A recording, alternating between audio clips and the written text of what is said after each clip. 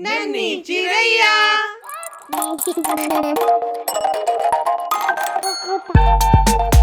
आज की कहानी शेर का दिल आया गधी पर। सालों पहले की बात है। मोहनपुर नाम का एक बहुत सुंदर गांव था। उस गांव में सब मिलजुल कर रहते थे। उसी गांव में पलटू नाम का एक गरीब धोबी भी अपने गधे के साथ रहता था। पलटू अपने गधे को प्यार से भगल्लू बुलाता था। अब घरों में वॉशिंग मशीन आ जाने के कारण धोबी की आमदनी कम हो गई थी, जिसकी वजह से वो अपने और भगल्लू के लिए भर पेट खाना भी नहीं जुटा पाता था।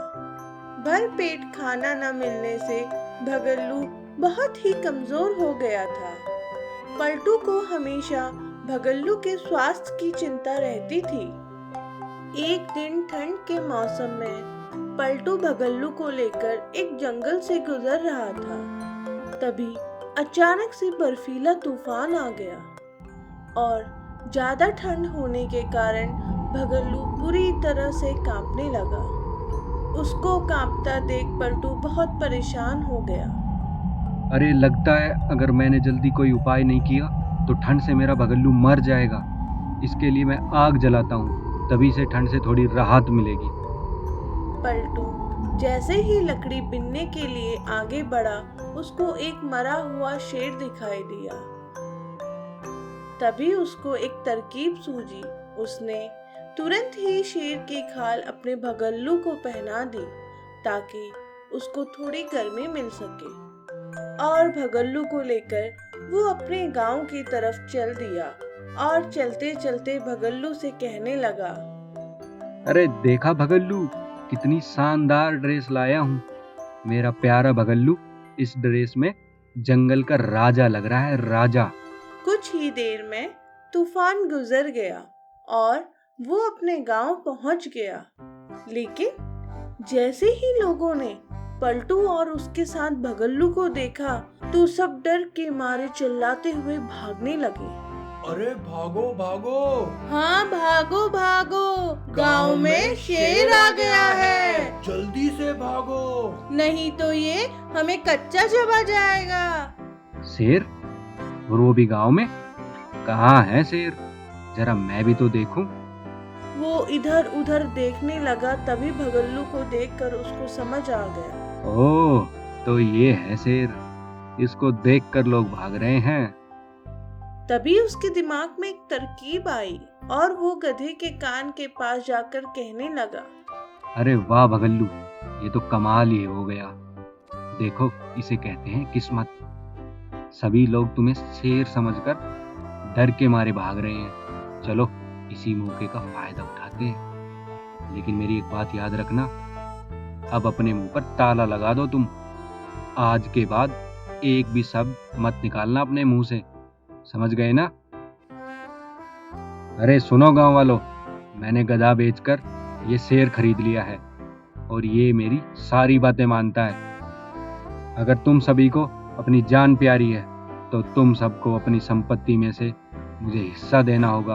और हाँ, इस गांव का प्रधान आज से मैं हूँ।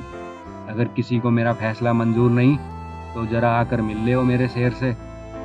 सभी को अपनी जान की परवाह थी, तो सभी ने मिलकर फैसला किया कि वो पलटू की सारी बात मानेंगे और आज से पलटू को ही गांव का प्रधान बना देंगे। अब पलटू और भगल्लू दोनों मजे से रहते और बिना मेहनत करे उनको भर पेट खाना मिलता। ऐसा करते करते कुछ दिन बीत गए। एक दिन प्रधान पलटू बैठे हुए सभा कर रहे थे और भगल्लू भी पास ही के खेत में घूम रहा था। तभी अचानक से एक सुंदर सी गधी वहां आ गई। इतनी सुंदर गधी को देखकर भगल्लू का दिल जोर जोर से धड़कने लगा और उसने गधी से कहा, देखकर आपको मेरा दिल गया मचल। सोच रहा हूँ लिख दूं आप पर एक प्यारी सी गजल। ये गुलाबी होंठ, सुनहरी पूंछ और पतली कमर, क्या बनोगी आप इस नाचीज की हमसफर। शेर बने गधे से शादी का प्रस्ताव सुनकर गधी बहुत खुश हो गई और कहने लगी, देखिए सुनहरे बाल, मोटे मोटे गाल और मदमस्त चाल। मैं भी हो गई थी आप पे कायल, अब सुन के आपकी शायरी मेरा दिल भी हो गया है घायल। सिर्फ आपके ही नाम का हो सिंदूर और पैरों में हो पायल। खुशी सी ये कहकर गधी हाँ में सिर हिलाकर जोर जोर से चिल्लाने लगी।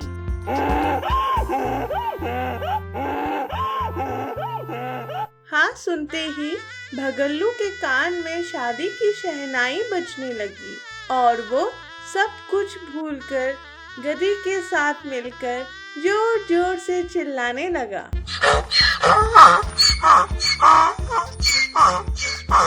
पास ही खड़े लोग और पलटू ये सब देख रहे थे और गांव वालों को समझते देर न लगी कि ये शेर की खाल में छुपा हुआ पलटू का गधा भगल्लू ही है।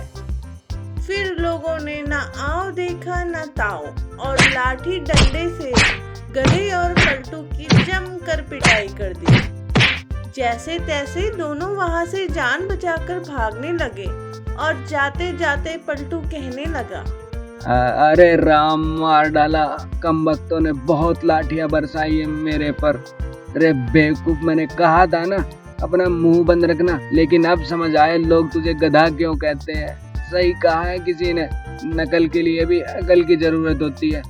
कमबख्त, तेरे चक्कर में मेरी भी पिटाई हो गई। अब जल्दी जल्दी भाग यहाँ से, वरना यहीं समाधि बना देंगे हमारी ये।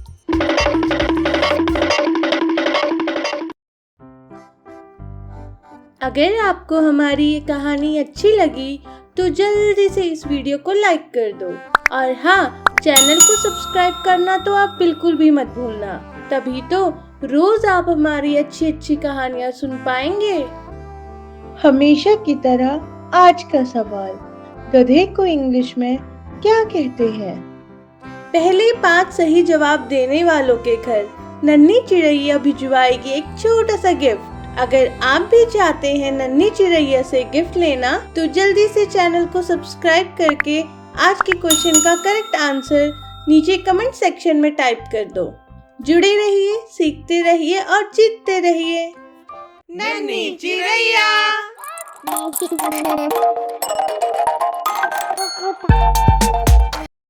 नन्ही चिड़ैया।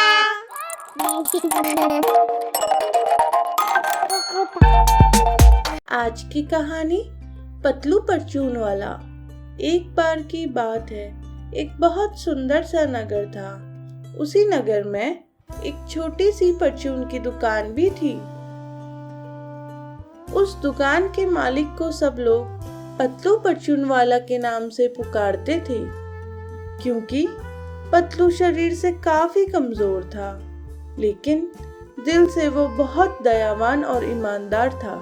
वो जरूरतमंदों की हमेशा मदद करता था और बिना किसी चिंता के लोगों को उधार सामान भी दे दिया करता था।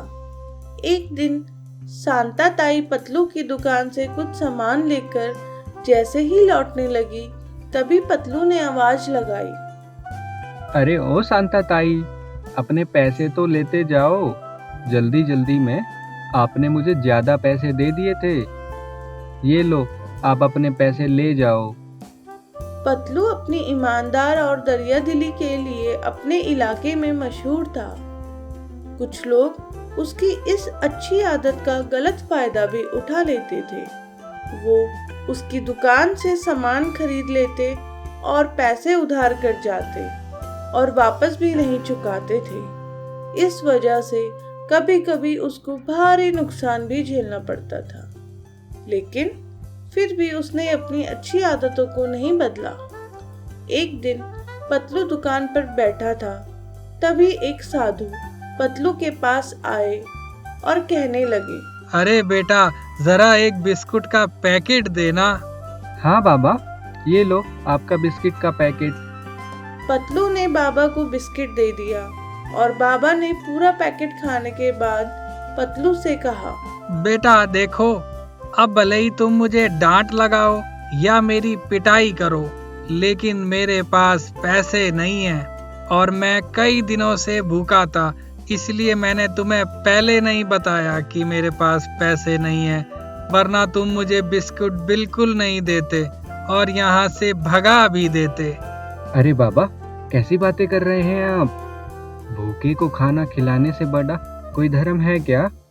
आप चिंता मत कीजिए, अगर आपको और बिस्किट खाना है तो आप खा लीजिए। और हाँ, भविष्य में अगर मैं आपके काम आ पाया तो इससे मुझे बहुत खुशी मिलेगी। तभी अचानक से एक तेज बिजली कड़की और साधु का रूप छोड़कर भगवान अपने असली स्वरूप में आ गए और पतलू से कहने लगे, अरे बालक, लोगों ने कई बार तुम्हारी दुकान से सामान लेकर भी तुम्हें पैसे नहीं दिए। इतना कुछ होने के बाद भी तुमने मुझे खाना खाने को दिया। तुम तो सच में बड़े दयालु और दानवीर हो। मैं तो सिर्फ तुम्हारी परीक्षा ले रहा था। और सही कहा तुमने, भूखे को खाना खिलाने से बड़ा कोई धर्म नहीं होता। मैं तुम्हें आशीर्वाद देता हूँ, तुम दिन दुगुनी और रात चौगुनी तरक्की करो। ये कहकर भगवान अंतर्ध्यान हो गए और कुछ ही दिनों में पतलू की किस्मत पलट गई। अब उसकी छोटी सी दुकान एक बड़े किराने के स्टोर में बदल गई। अंत में पतलू कहने लगा, हमें हमेशा दूसरों की मदद करनी चाहिए और ईमानदारी से अपना जीवन जीना चाहिए। अगर आप भी मेरी तरह ईमानदार हैं तो इस चैनल को जरूर सब्सक्राइब कीजिए। और हाँ, अगर इस पतलू परचून वाले की कहानी आपको अच्छी लगी तो वीडियो को लाइक करना मत भूलना आप। हमेशा की तरह आज का सवाल, परचून की दुकान को इंग्लिश में क्या कहते हैं? पहले 5 सही जवाब देने वालों के घर नन्ही चिड़ैया भिजवाएगी एक छोटा सा गिफ्ट। अगर आप भी चाहते हैं नन्ही चिड़ैया से गिफ्ट लेना तो जल्दी से चैनल को सब्सक्राइब करके आज के क्वेश्चन का करेक्ट आंसर नीचे कमेंट सेक्शन में टाइप कर दो। जुड़े रहिए, सीखते रहिए और जीतते रहिए। नन्ही चिड़ैया।